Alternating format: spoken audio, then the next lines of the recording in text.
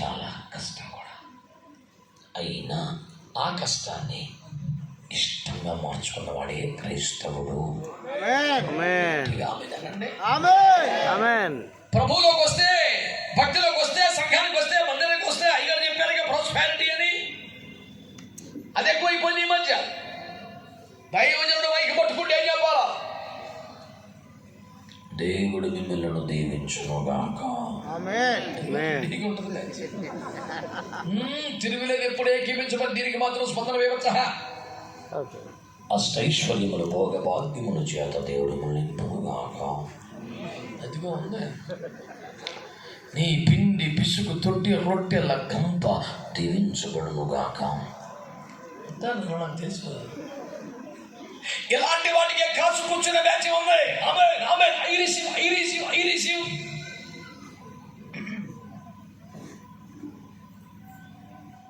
ఈ పూట ఈ మాట వినాలి మీరందరూ. ఏమిటో ఆశీర్వాదం? దేవుని చిత్తాన్ని ఒప్పుకున్నందుకు మరియమ్మ రోడ్డును పడింది. దేవుని చిత్తాన్ని ఒప్పుకున్నందుకు మరియమ్మకి అందమైన ఆనందంగా అందరంగా వచ్చి రకరకాలుగా గ్రీటింగ్స్ చెప్పే పెళ్లి కోల్పోయింది. దేవుని చిత్తాన్ని ఒప్పుకున్నందుకే నడిలాంటి జీవితం సత్రంలో బతికైపోయింది. అయినా ఇది దేవుని చిత్తం కనుక ఆమె అప్పగించుకుంది, దాంట్లో సంతోషించింది. దేవుని చిత్తం చేయడానికి ఇష్టమా? ఆ వేష్యని పెళ్లి చేసుకోవడం ఎవరికైనా ఇష్టమా? పాపిస్టోడికే ఇష్టం ఉండదు, పరిశుద్ధులకు దొరికినడికి ఏమైనా ఇష్టమా? కానీ దేవుని చిత్తం. అల్లారు ముందుగా పెంచుకుంటున్న అనేక కాలములకు ఎదురు చూసి ప్రాంతంలో వాగ్దానంగా పొందుకున్న ఇష్టాలను బలిపీఠం ఎదురు కత్తి పైకెత్తి నరికేయాల్సిన పరిస్థితులు ఏ తండ్రికైనా ఇష్టమా?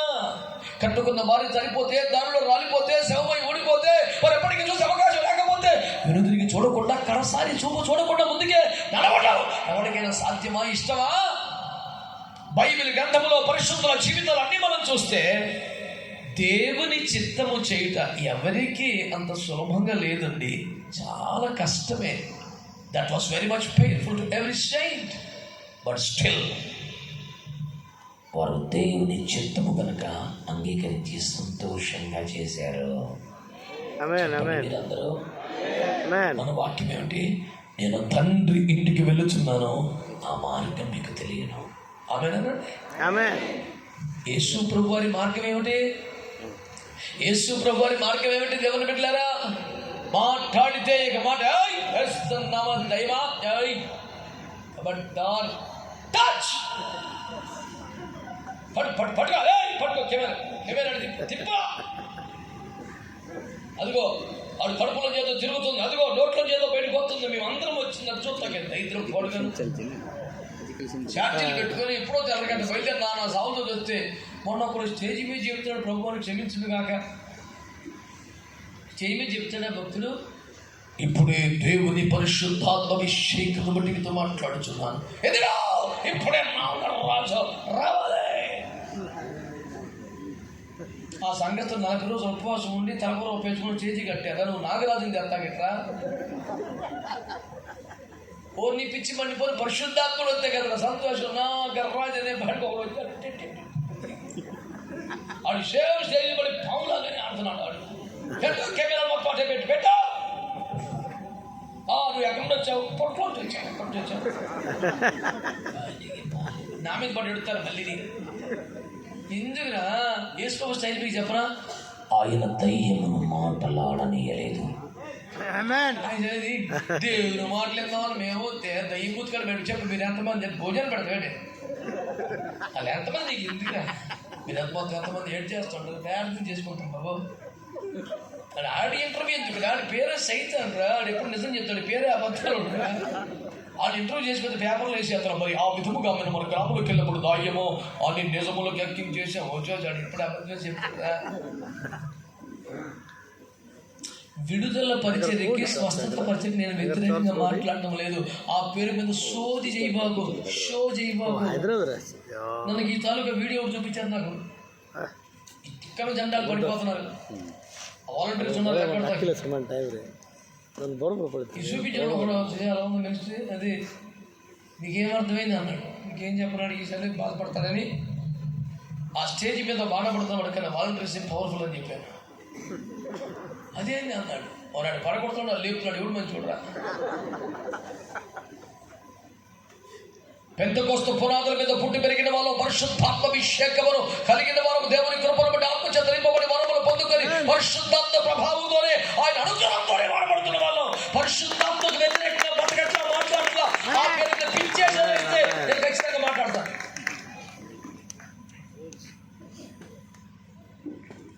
ఎంతకాలం అయిపోయింది ప్రతి వాడికి పని, హిమాలి పని.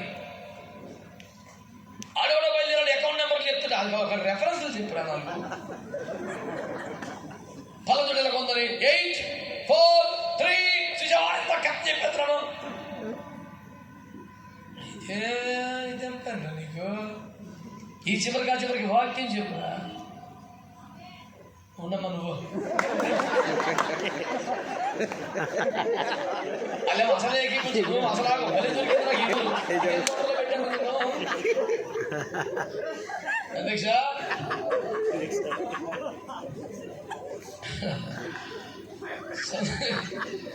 సరే సరే, స్తోత్రం చెప్పండి ఒకసారి. హల్లెలూయా. పర్లేదు, మంచి అందరూ చేతులతో ఒక మంచి స్తోత్రం చెప్పండి గట్టిగా. హల్లెలూయా.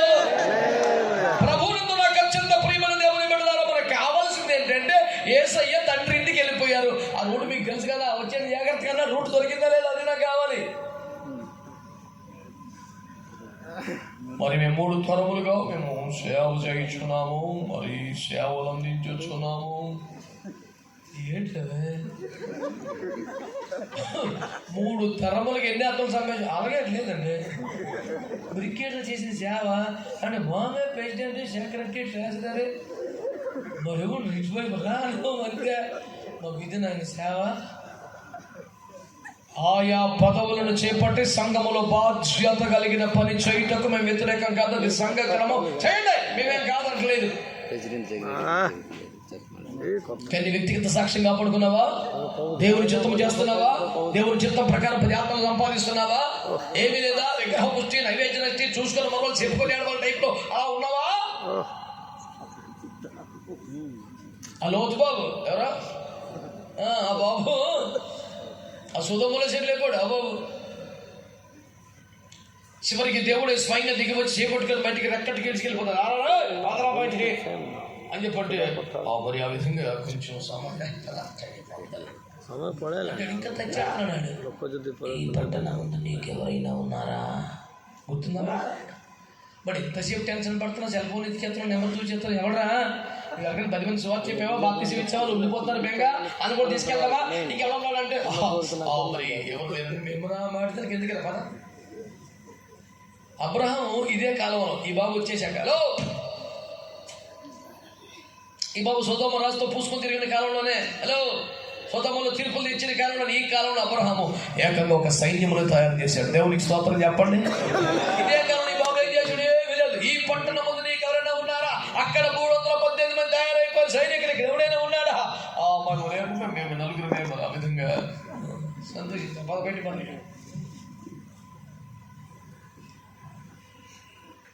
ఏంటి వల్ల ప్రయోజనం ఏంటి? ఫీల్ అవ్వకుండా మాట చెప్తాను చెప్పరా? ఫీల్ అవ్వరు కదా? మాట ఇచ్చారా? బెతెస్దా కోన్ దగ్గర ఉన్నాడు 35 సంవత్సరాల నుంచి. ఎన్ని సంవత్సరాలు? వాడికి జబ్బు వచ్చింది ఎంతకాలం తెలియదు, కానీ అక్కడ కోనేరుకు వచ్చే 38. అది సీజన్ మోస్ట్ పేషెంట్, వాడికి మించి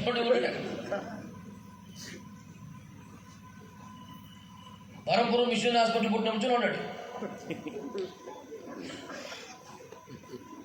అది సీనియర్ మోస్ట్ కదా, ఎంట్రన్స్ లో ఉన్నాడు. వచ్చి ఎవరినిది పలాస్ ఏంటైంది నీకు? అక్కడ కూర్చా, నీ సీరియల్ వస్తుంది కూర్చురా. ఈడే వచ్చిన వాళ్ళకల్లా ఈడే ఎంట్రీ మానిటరింగ్ ఈడే వేసులో వచ్చాడు. అరే నీకు బాగుపడాలంతా అంటే ఆడు అంటాడు, పెద్ద థియాలజీ ఎక్కువడికి. నీకు బాగుపడాలందంటే అయితే ఉందే లేదా? యాక్చువల్గా ప్రభువు నాకు నెలలోకి దించుటకు నాకు ఎవరు బికాస్ ఆఫ్ లోన్లీనెస్ బాగుపడాలని చెప్పి పనికి మనిషి అంతా అంటే యాక్చువల్గా ఏసులో పడ్డాడు. నువ్వు లేచి పరిపెత్తుకున్నాడు అంటే అలా కుదరదు ప్రభు. దెర్ ఇస్ ఎ సిస్టమ్ ఇక్కడ ఉంది. ఏట్రా సిస్టమా? దూత రావలను, నీళ్లు కదపవలను, మొదట దిగవలను, అప్పుడే స్వస్థత. లేకపోతే రూల్స్ ఒప్పుకో, సిస్టమ్ ఎక్కడంటే ప్రభు అంటాడు. ఆ సిస్టమ్ పెట్టిన నేను రా బెంగెట్కి ఒక లేచి పరిపెత్తికి నడు అంటే అలాగ అవుతుంది ఏంటి? అవుతుందిరా. మీకు సీక్రెట్ చెప్తాను, ఎందుకంటే అంత బాగా ప్రభు ప్రార్థన చేసేటట్టు. ఏసు ప్రభు నువ్వు రానాయనా, నువ్వు రావాలేసయ్యా, నన్ను లేపాలేసయ్యా అని అడిగితే అనలేదు నాయన. మరి ఎందుకు వచ్చాడంటే నాకెళ్ళ నీటిలాంటి కొత్త పేషెంట్ అక్కడికి వస్తుంటే ఎదురు వీడు ఉంటున్నాడు. అడుగుతాం కదా హాస్పిటల్లో రోగులు మాట్లాడుకుంటారు చూసావా? ఆ పేషెంట్ ఇంట్లో ఆవిడతో కూడా మాట్లాడు, కానీ పక్క రోగితో బాగా మాట్లాడాడు. నీకు ఏంటైంది, ఎప్పుడు వస్తే ఈడనుకున్నాడు 38 ఏళ్ళ బట్టి పొడిగా పడుతుంది, ఈడికే తగ్గలేదు. మనం ఇప్పుడు వచ్చామో మనకి సీరియల్ ఎప్పుడు వస్తుందో, మనకి తగ్గుద్దో తగ్గుదో. అమ్మా ఇంక వెళ్ళిపోతుంది బేటే, ఇక్కడ ఏంటి పని అవ్వట్లేదు, 38 నుంచి ఆడే ఉన్నాడు. ఏసుకోమన్నాడు, రే నువ్వు లేచి వెళ్ళిపోరా, నువ్వు బాగుపడవు, కొత్తోడికి ప్రోత్సాహంగా లేవు. నేనేం చెప్పాను మీకు అర్థమై ఉంటుంది. ఇప్పటికి ఫస్ట్ నుంచి ఉన్నావు, నా తొలి నుంచి ఏంటి ఉపయోగమో. ఒక సాక్ష్యం ఉందా బతుక్కి? 10 మందికి చెప్పావా? ప్రేమను పంచావా? ఆత్మను సంపాదించావా? సంఘంలో నడిపించావా? రక్షణ తీసుకొచ్చావా? మందిరంలో ఉపయోగపడ్డావా? సేవకు ఎడదవో దగ్గర కలవచలను ఊరు వెళ్తే ఒక చిన్న తాటాకుల మందిరం అండి, వేసవకాలం ఉక్కిపోతుంది, నెత్తి మీద ఫ్యాన్ తిరుగుతలేదు. నేను ఒక ఎవరు చూస్తాను, కొంచెం ఫ్యాన్ ఏమన్నా అన్నాడా? ఫ్యాన్ ఇటు ఎవడు ఫ్యాన్ ఈ చివరికి అధ్యక్షుని అడిగారు కాపర్ని, నాన్న ఫ్యాన్ అయ్యి బాబాయ్ గారు వద్దండి, అయ్యి బాబాయ్ అని బిబ్బలు ఎత్తుకోడు. ఏంటి ఫ్యాన్ ఎత్తి ఊడు పడిపోతుంటరా? అదేంటండి, నేను ముద్దులేండి ఫ్యాన్ అవుతున్నాడు. సర్లే అలాగే తడిసి ముద్దయి వాక్యం చెప్పావు. పాస్టర్ గారి ఇంటికి తీసుకెళ్ళాడు భోజనానికి, నేను తిన్నాను. అదేమండి అంటే, నువ్వు ఫ్యాన్ ఎందుకు వెళ్తూ చెప్పు, అప్పుడు తింటాను అని. ఎందుకు లేదు అని ఫ్యాన్ వదలను చెప్పు నాకు అంటే అప్పుడు చెప్పాడు, ఈ స్థలం మందిరానికి ఎవరైతే ఇచ్చారో తల్లిగారిదని ఆ ఫ్యాన్. అయితే ఆ తల్లిగారికి 3 మనవరాలు, 6 మనవరాలు. అయితే 3 రెక్కల మీద ఒక్కో రెక్క మీద 2 పేర్లు రాసిందట. ఇప్పుడు స్విచ్ చేస్తే మనవరాళ్ళ పేర్లు మరి కనబడవు అని. అనుభవరాలు సర్దీమని మాకు ఫ్యాన్ ఎందుకురా, నీ పేరు పిచ్చి మండిపోను. పర్పస్ ఒకటి ఏడవాలి కదరా, ఎందుకు అసలు. మరి మేము ఆ విధంగా 38 years ఏడ్ చేశాం. అబ్రహాం ఒక చోట ఉన్నాడంటే సైన్యాన్ని తయారు చేశాడు. దైవజనుడైనటువంటి యెహెజ్కేలు ఎండిన ఎముకలలో పాలిస్తే ఒక మహా సైన్యంలో లేకపోతే దేవుని కోసం. దేవునికి స్తోత్రం చెప్పండి. పౌలు పెడితే కేవలం 12 రోజుల పట్టణం తల్లకిందలైపోయింది. ఒక్క రాత్రి జైల్లో పెడితే ఖైదీలు మొత్తం మారిపోయారు. మెలితే దేవుడు అడుగు పెడితే కాసేపటికి అందరూ దేవుని శక్తిని తెలుసుకోగలిగారు. కాసిన రోజులు జైల్లో పెడితే ఏసురక్తమే జయం. ఒక దొంగోడు పాచికర ఇప్పుడు దేవుడికి స్తోత్రం చెప్పండి. ఎందుకు ఇన్ని రోజులు ఉన్నావు భూమి మీద? అదే ఊర్లో ఉన్నావు, అదే వీధిలో ఉన్నావు, అదే సంఘంలో. నీ వలన ఏం ప్రయోజనం? నీ వలన ఏం ప్రయోజనం? ఒక అబ్రహాము కుమార్తె ఉందట, లోకాసువార్త 11వ అధ్యాయంలో 18 ఏళ్ల బట్టి నడుము వంగిపోయే ఉంది. ఎవరు? అబ్రహాము కుమార్తె. స్పిరిట్ ఆఫ్ ఇన్ఫర్మిటీ, బలహీన పరుచు ఆత్మ సంఘంలో ఉంది. 18 ఏళ్ల బట్టి వంగిపోయే ఉంది. నువ్వు తాళ వృక్షమంతా తిన్నని దాని అవ్వాలి కదా. దేవుని ఎదుట తిన్నగా నిలబడలేని స్థితిలో నిన్ను వచ్చి వేసినటువంటి ఆ బలహీన పరుచు దయ్యం నుంచి విడుదల కలగాలి కదా. ఎందుకు ప్రయోజనం ఇండియన్లుగా సంఘంలో ఉండి? తోటలోనే ఉంది, అంజూరం ఫలించట్లేదు. సంఘంలో ఉంది, తల్లిగారు వంగిపోయే ఉంది. పౌలు గారు ఎదురుకుండా కూర్చుంటాడు, ఒళ్ళంతా బానే ఉంది, కుడి చేయబట్టికే వచ్చేయడానికి. అయ్యో దేవుడు బిడ్డారా, ఏమిటిది? ఈరోజు నా ప్రశ్న,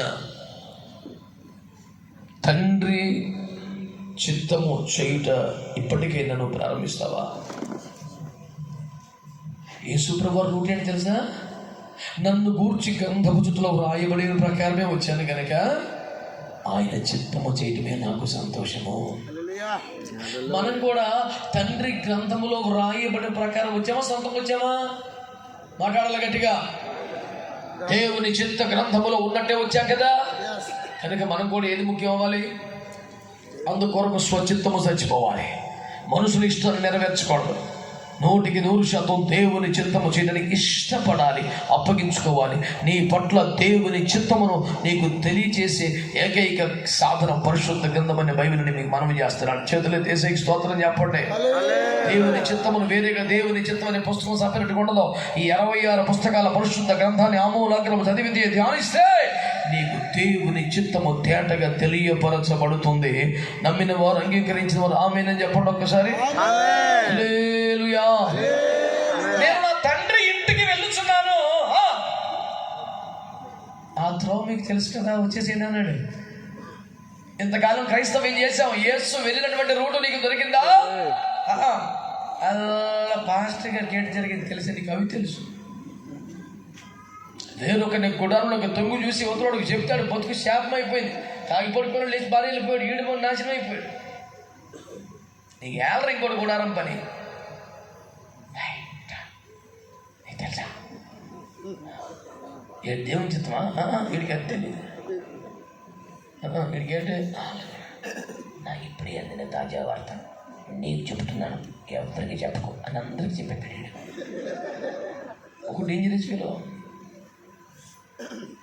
నీకు కాబట్టి చెబుతున్నాడు, ఎవరికి చెప్పలేదు, అందరికీ చెప్పేస్తాడు. ఆడు అదే సమర్పణతో ఆడు కూడా అందరికి చెప్పేస్తాడు. అన్నీ ఆ తానులో కొట్టలే, ఆ స్కూల్లో పెట్టలే కదా. ఈ రోజున విందాం, మనము సొంతంగా ఓడిపడ్డ వాళ్ళం కాదు, దేవుని గ్రంథములో వ్రాయబడిన ప్రకారమే వచ్చిన వాళ్ళమే. కనుక తండ్రి చిత్తము చేయట మనకు ఇష్టమవ్వాలి, ఇష్టమవ్వాలి. అలా అయితే ఏంటి తెలుసా? అది తండ్రి చిత్తము చేయుటకు ఇష్టపడుట అనేది, నా మాట విను, అనేది యేసయ్య నడిచిన మార్గం, తండ్రి వద్దకు చేరుకున్న మార్గం. మీరు చెప్పండి, తండ్రి చిత్తము చేయకుండానే తండ్రి వద్దకు వెళ్ళే ఛాన్స్ ఉంటుందా? మాట్లాడరే. యోహాను సువార్త 4వ అధ్యాయంలో అందరూ కూడా తిరుటకు ఏదో ఒక పక్క గ్రామానికి వెళ్ళి, హోటల్కి వెళ్ళి ఏదో జీవరాజులో మరి పకోడీలు ఏదో తెచ్చుకొని తిన్నా. యేసు ప్రభు, అయ్యా మీకు నాకు వద్దులేనా, మీరు తినండి. ప్రభు నీకు కూడా ఏమైనా తెద్దునా? పకోడీ వద్దు నాన్న, మీరు తినండి. నువ్వేడు తినవా? మీకు తెలియని వేరొక ఆహారం నాకుంది. అది ఎవరో చికెన్ బిర్యానీ కట్టి పెట్టుకుంటారు రైస్ ఇప్పుడు క్యారేజీ, అందుకని వెళ్ళి పకోడీ నాకెందుకు రావద్దు అంటాడు.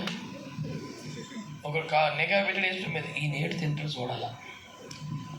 మీకు తెలియని వేరొక ఆహారం నాకు ఉంది అంటున్నాడు, కానీ ఏమి తినడం లేదు. చూసి ప్రభువా క్యారేజ్ ఉందంతనం తినకొంతనం ఏంటి అంటే అప్పుడు చెప్పాడు ఆయన, అదేమి లేదురా, నన్ను పంపిన వాని చిత్తము చేయటమే నాకు భోజనము పానము అన్నాడు. స్తోత్రం చెప్పండి. యేసు ప్రభు వారికి తండ్రి చిత్తం అంటే ఎంత ఇష్టం తెలుసా? తండ్రి చిత్తమే. ఆయనకు అన్నపానములు చేయటం కూడా తండ్రి చిత్తమే. అంటే తిండి తినడం కంటే కూడా ఆయనకి ముఖ్యమేంటి తెలుసా? తండ్రి చిత్తం. అంత ఇష్టం ఆయనకి. అంటే తండ్రి చిత్తం చేస్తే అన్నం తిన్నంత నిండుగా ఉంటుంది ఆయనకి. తండ్రి చిత్తం చేయకపోతే ఎంత తిన్నా విరితిగా, బాధగా, నీరసంగా అనిపిస్తుంది ఆయనకి. ఒక్క మొత్తం తిండి లేకపోయినా, గ్లాసు నీళ్ళు లేకపోయినా తండ్రి చిత్తం చేస్తే చాలా హుషారుగా, బలంగా ఉంటారు, సంతోషంగా, హ్యాపీగా ఉంటారు. అంటే తండ్రి చిత్తము చేయట యేసునాథునికి అన్నపానముల కంటే ముఖ్యం, అన్నపానముల కంటే ముఖ్యం. మనం పెద్దలం కనుక, డబ్బున్నోళ్ళం కనుక, సీనియర్లం కనుక, వాక్చాతుర్యము కలిగిన వారము కనుక, మాట చెబుతుంది కనుక మన ఇష్టం నెరవేర్చుకుందామా? దైవ చిత్తము చేద్దామా? 30-40 లక్షల మందిని విమోచించక నాయకుడికి నియమించబడ్డాడు కాబట్టి, సకల శాస్త్రముల పారంగతను ప్రావీణ్యం గలవాడు కాబట్టి మోషే స్వచిత్తం చేశాడా? లేదు కదా. చివరికి గెత్సేమనేశ్వరుడు ఏమన్నారు? ఇది నాకు ఇష్టం లేదు, నా ప్రాణం నాలో మరణమగునంతగా దుఃఖపడుచున్నది, అయినా నా ఇష్టం కదా నీ చిత్తం. అంటే ఇందాక యోహాను 4 ప్రకారం తండ్రి చిత్తము చేయుట అన్నపానముల కంటే ఎక్కువ. మత్తయి 27 ప్రకారం తండ్రి చిత్తము చేయుట తన ప్రాణం కంటే ఎక్కువ. ఈ మాటలు వింటున్న సంగమా, పెద్దలారా, దైవజనులారా, యవ్వన బిడ్డలారా, నీ జీవితంలో తండ్రి చిత్తము నీకు ముఖ్యమైతే నువ్వు శ్రేష్టమైన వ్యక్తివి సుమా. లాజరు దెబ్బతిన్నది అక్కడే, క్షమించాలి, ధనవంతుడు దెబ్బతిన్నది అక్కడే, నా జీవితం నా ఇష్టం అనుకున్నాడు, అందుకని యాతన పడుతున్నాడు. ఎన్ని యాతనలు వచ్చినా దేవుని చిత్తం అనుకున్న లాజరు నెమ్మది పొందుతున్నాడు. దేవుని వాక్యాన్ని అర్థం చేసుకునే ప్రయత్నం చేస్తున్నావా? నేను తండ్రి దగ్గరికి వెళ్ళిపోతున్నాను, రూట్ మీకు తెలుసు కదా, వచ్చేసేయండి అన్నాడు. ఏంటో రూట్ తెలుసా? తండ్రి చిత్తము చేయడం. ఆమేన్ చెప్పండి గట్టిగా, ఆమేన్ చెప్పండి గట్టిగా. మరొక మాట కూడా మీకు జ్ఞాపకం చేస్తాను ఈ పూట సందేశంలో భాగంగా. హెబ్రీ పత్రిక 5వ అధ్యాయం 7వ వాక్యం చదవండి. హెబ్రీ పత్రిక 5:7.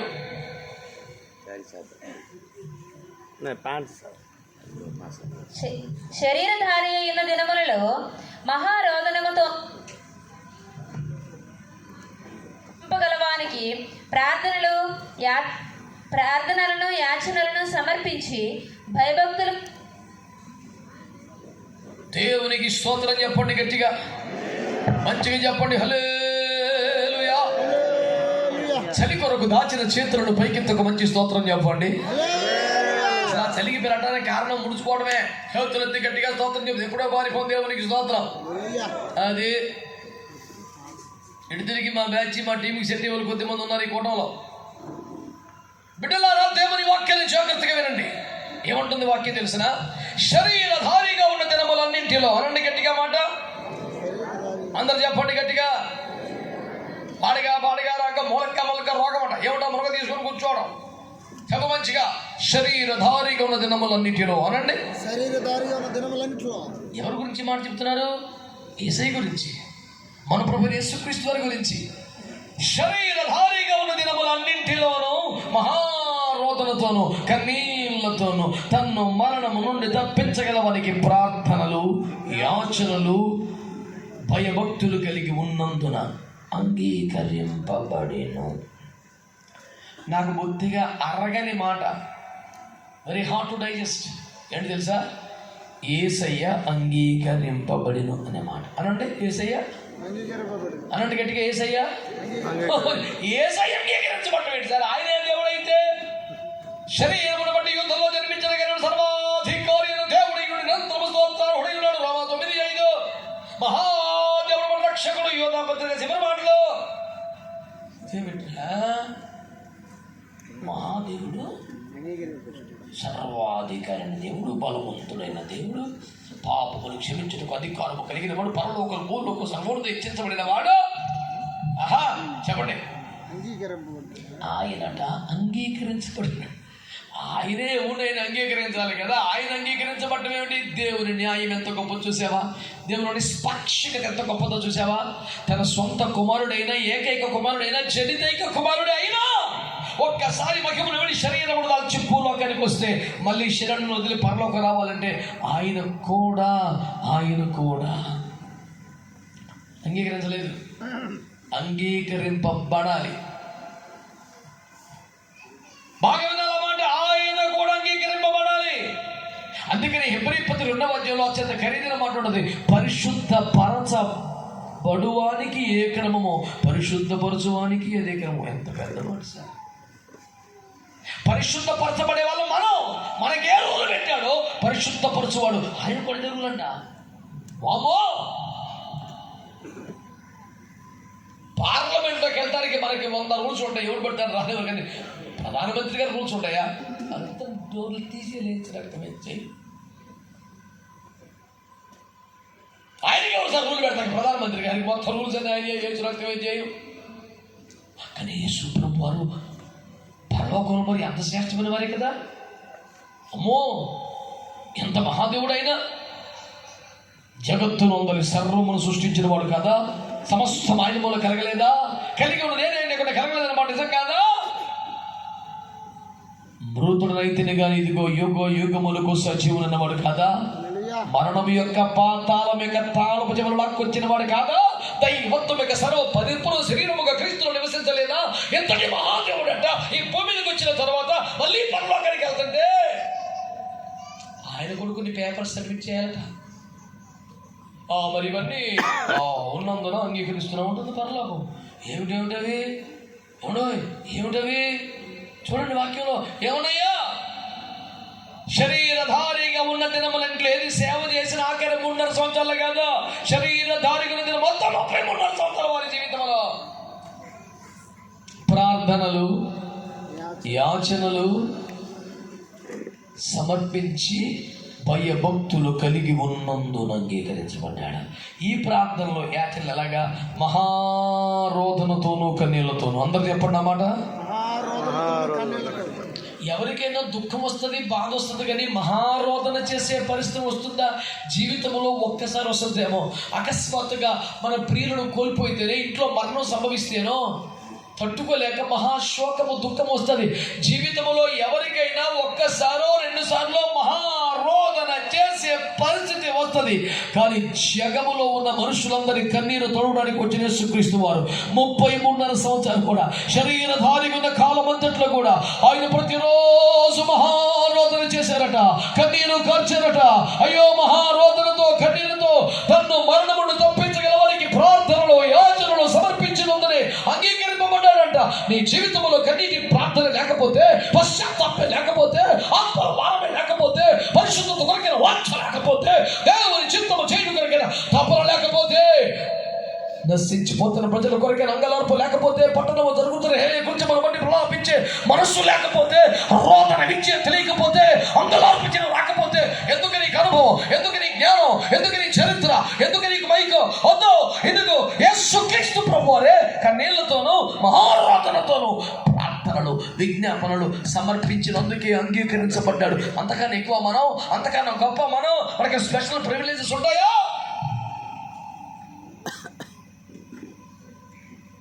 కన్నీటి ప్రార్థనలు కరువైపోయిన కాలం, అంత పొడి మాటలు, హృదయంలో లేని మాటలు, అంత కృత్రిమం, అంత వేషధారణ, ఎదుటి వారిని మాటలతో, తూటాలతో, దుష్ట స్వభావంతో, కుటిల రాజకీయాలతో ఏడిపించడమే కానీ నశించిపోతున్న వారి కోసం ఏడ్చేవాడు కర్మడు క్రైస్తవ్యంలో. యోసేపు గురించి ఒక మాట నాకు ఎంతో ఇష్టం. యోసేపు ఏడ్చుటకు చోటు వెతికాడంట. స్టేజ్ మీద చోటు వెతుకుతారు, కమిటీలో చోటు వెతుకుతారు, వాళ్ళు పోస్టర్లో చోటు వెతుకుతారు, ఇంకెక్కడెక్కడో చోటు వెతుకుతారు. కానీ అయ్యో, నేనేమో ప్రపంచానికి అన్నం పెట్టగలనంత స్థితిలో ఉన్నాను, ఫరో ఇంటికి దేవుడిగా మారిపోయాను, ఐగుప్తులకు ప్రభువుగా మారిపోయాను. కానీ మా అన్నలు ఏమిటి? ఆకలికి తాళలేక ఖాళీ సంచులతో ఒడ్డు మీద నిలబడ్డారు. అయ్యో, ఎంత దుర్మార్గం, ఎంత బాధ. అయ్యో ప్రభు, వారిని కనికరించని వారి దీన స్థితిని చూసి తట్టుకోలేక అల్లాడిపోయి ఏడుచుటకు చోటు వెతికి కన్నీరు కార్చిన ఒక దేవుని ప్రేమ కనబడుచున్నది కదా. అయ్యో, ఇర్మియా అంటాడు, నా జనులలో రసించిపోయిన వారి నిమిత్తం అంగలార్చున్నట్లుగా నా తల జలమయముగా, నా కన్నులు కన్నీటి ఊటలుగా ఉండాలని కోరుకున్నాడు. పరమగీత కన్నీకం చూసి ప్రభు మెచ్చుకుంటే ఉన్నాడు, నీ నేత్రములు జనపూర్ణమైన హెష్బోను పట్టణమందు నుండి తటాకములతో సమానమన్నాడు. అయ్యో దేవుని బిడ్డలారా, యేసుక్రీస్తు ప్రభువు వారు మాట్లాడుతున్నాడు. అంగలార్పించి నేర్పండి, రోదన చేయ నేర్పమని మాట్లాడుతున్నాడు. దేవుని తోట పాడైపోతే ఎవరైనా ప్రవచిస్తున్నాడు. విడతలు తినేసాయి, కొంగల పురుగులు తినేసాయి, పసల పురుగులు తినేసాయి, ఇంటి తీవ్రముగా నాశనమైన దేవుని తోట కొరకు ప్రలాపించు వారిని పిలువనంపించండి, రోదన చేసే వారిని పిలువనంపండి. ప్రసంగాలతో పనవదో, తెలివితో పనవదో, సామర్థ్యంతో పనవదో. రోదన చేసేవారు కావాలి, ప్రలాపించేవారు కావాలి, అంగలార్చేవారు కావాలి. హెచ్కేల్ 9లో మాట్లాడుతున్నాడు, పట్టణంలో జరుగుతున్న హేయ కృత్యములను బట్టి ఓ మూలుగు లెడుచు ప్రలాపించుచున్న వారి లలాటముల మీద, నాశత మీద ముద్రవై అని ప్రభు మాట్లాడుతున్నాడు. ఎవరు కావాలి? తెలివైన వాళ్ళ? ఎవరు కావాలి? వక్తల? ఎవరు కావాలి? చాతుర్యము కలిగిన వారా? ఎవరు కావాలి? ప్రలోభించేవారు కావాలి, అంగలార్చేవారు కావాలి, రోదన చేసేవారు కావాలి. శరీరధారిగా నివసించిన కాలం అంతటిలో మన ప్రభు యేసుక్రీస్తు వారు కన్నీళ్లతోనూ మహారోదనతోనూ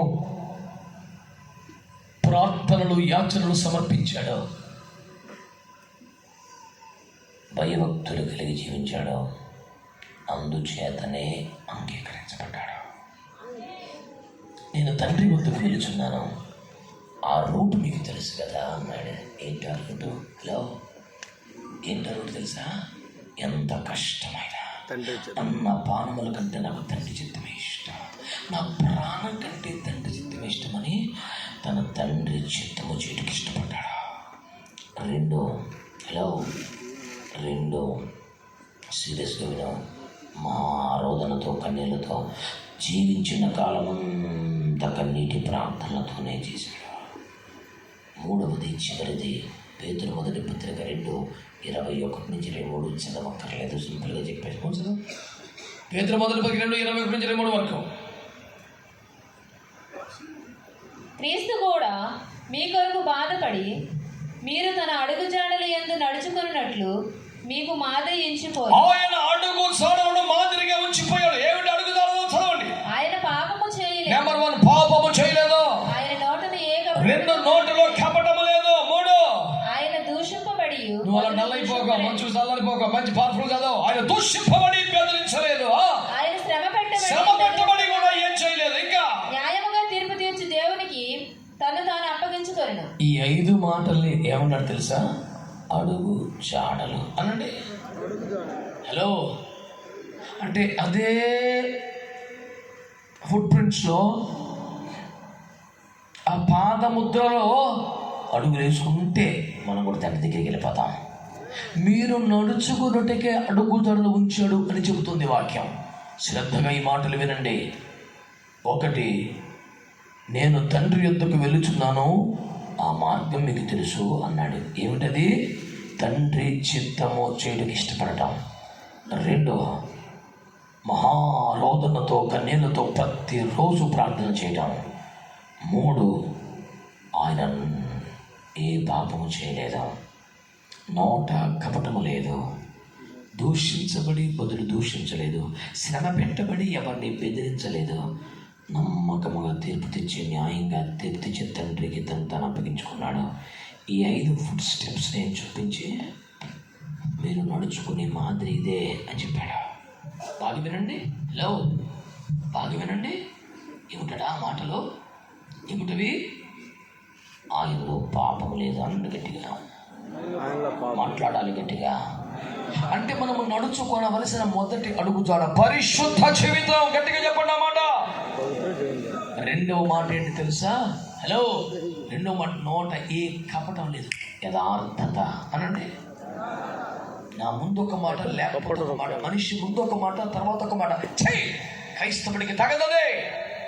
అది వేషధారణ, కృత్రిమదే, యథార్థత కాదు. వాక్యం చెబుతుంది బిడ్డలారా, హృదయపూర్వకముగా నిజము పలుకుబడి యెహోవా గుడారములు పరిశుద్ధ పర్వత మీద నిలువ తగిన వాడని వాక్యం తెలియజేస్తుంది. హృదయపూర్వక నిజం పలకాలి, ఒట్టటి మాటలు కాదు. లేని గౌరవాన్ని, లేని ప్రేమను ముఖం మీద పులుపుకొని కృత్రిమంగా ఉండద్దు. దేశము తక్కువస్తూ రగిలిపోతూ పైకి మాత్రమే ప్రేమ నటించొద్దు. ఈ పూట దేవుని వాక్యాన్ని మీరు అర్థం చేసుకునే ప్రయత్నం చేయాలి. ప్రియ సంగమ దేవుని ప్రజలరా, ఈ మాటలు వినండి. నేను తండ్రి దగ్గరికి వెళ్తాను, రూట్ మీకు తెలుసు కదా అన్నారు ఆయన. ఏంట రూటు? పరిశుద్ధ జీవితం. ఏంట రూటు? యథార్థమైన జీవితం. 3, ఎంత దూషించిన బదులు దూషించలేదా? ఎన్ని శ్రమలు పెట్టా, నన్నే శ్రమ పెడతా పడరా, నన్ను ఒక్క మాట మాట్లాడితే పర్లోక సైన్ వచ్చి కాలి చెప్తారా అలా శ్రమ పెట్టబడిన బెదిరించలేదు. లో ఒక్క ఫోన్ కానీ ఎమ్మెల్యే గారికి చేశారంటే నీవు ఏమైపోతావో తెలుసా? బెదిరించలేదు. మరి ఏం చేశాడు? న్యాయముగా తీర్పు తీర్చు తండ్రి చేతులకు అప్పగించుకున్నాడా? శ్రమ వచ్చినా, నింద వచ్చినా, అవమానం వచ్చినా తగ్గు పెట్టకో, మాట్లాడుకో, గొడవ చేయకో, బెదిరించుకో, దూషించుకో, తండ్రికి అప్పగించేసుకో. 3 మాటలు. తండ్రి చిత్తము చేయడానికి ఇష్టపడ్డాం. 2, మహారోదనతో కన్నీళ్లతో రోజు ప్రార్థన చేయటం. 3, ఎన్ని నిందలు వచ్చినా, దోషులు వచ్చినా, శ్రమ పెట్టినా ప్రత్యుత్తరం ఇవ్వకుండా పరిశుద్ధ జీవితాన్ని కలిగి, యథార్థత కలిగి తండ్రి చేతులకు అప్పగించుకోవటం. ఏమిటండి ఇదంతా? యేసు నడిచిన దారి, అవునా కాదా? హలో, యేసు తండ్రి వద్దకు వెళ్ళిన రూట్ ఇది, అవునా కాదా? ఆయన నమ్మికి తెలుసు కదరా ఆ దారి. సేమ్ అలాగే వచ్చేసేయండి. ఈ కూడికలలో దేవుడు మనతో మాట్లాడింది ఒకే ఒక అంశం. మనందరి పద్ధతి ఒక్కటే, మనందరి త్రోవ మార్గం ఒక్కటే. అదేంటి తెలుసా? యేసయ్య నడిచిన దారి. యేసయ్య నడిచిన దారి. అదే దారిలోకి వస్తే తప్ప మనం తండ్రి వద్దకు వెళ్ళాం. ఈ భూమి మీద చర్చికి వస్తే చాలా, ఇక్కడ ఏదో పదం ఉంటే చాలా, ఇక్కడ ఏదో ఘనత దొరికితే చాలా, మనం తండ్రి ఇంటికి వెళ్ళాలి, ఆ మహిమలో చేరాలి. నిష్కలంక పరిశుద్ధులలో పేదని నేను, బంగారు వీధుల్లో తిరిగేదను అనే శుభప్రదమైన నిరీక్షణ కలిగి బ్రతుకుతున్నాం. ఈరోజు ఆ తీర్మానానికి రండి, ఆ సమర్పణలోకి రండి.